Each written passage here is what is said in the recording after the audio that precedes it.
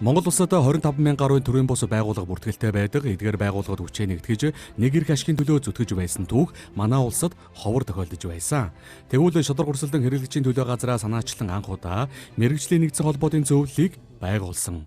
Тус зөвлөл өнөөдөр 2 дахь хуралдаанаа хийлээ.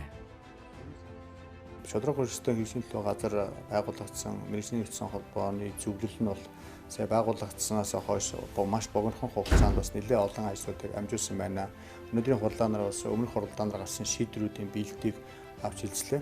Ерөнхийдөө 70-80% биелсэн байна. Тэгээд он гараад 1 сарын 6-нд хийх мэрэгжлийн холбоотын нэгдсэн зөвлөлийн гишүүн холбоотуудын одоо анхны форум болно. Энэ форум дээр одоо хийцэх асуудлуудын жагсаалтыг өнөөдөр хөтөлбөрөө болон жагсаалтаа батллаа.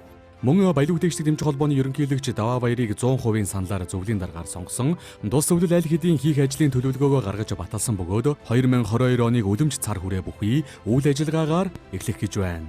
2022 оны 1-р сард одоо мэрэгжлийн нэгдсэн холбоотын зөвлөлөөс анхны форум зохион байгуулахаар ингээд төлөвлөд ажиллаж байна.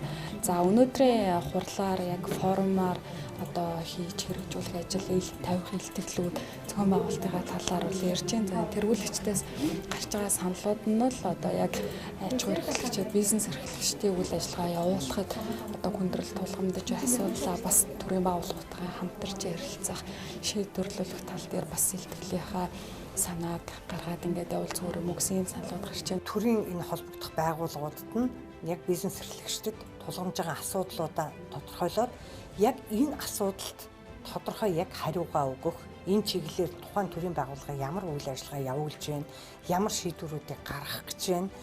Энэ бизнес эрхлэгчдэд таагүй, тэрэнд тохирохгүй байгаа шийдвэрүүдийг яаж өөрчлөх вэ? Энэ талаар энэ манай форумд оролцож байгаа төрийн байгууллагуудын төлөөлөгчд бол яг энэ хариултыг тодорхой өгөхөөр ийм төлөөллүүдийг бол оруулахыг бид нар урьж байгаа. Мэргэжлийн нэгдсэн холбоотын зөвлөлийн анх дугаар форум 2022 оны 1-р сарын 6-нд 9 цагт Монголын үндэсний худалдаа аж үйлдвэрийн танхимд болно. Өнөөдрийн хуралдаанаараа тус форумыг үр дүнд хүргэх чухал саналуудыг хэлэлцсэн байна.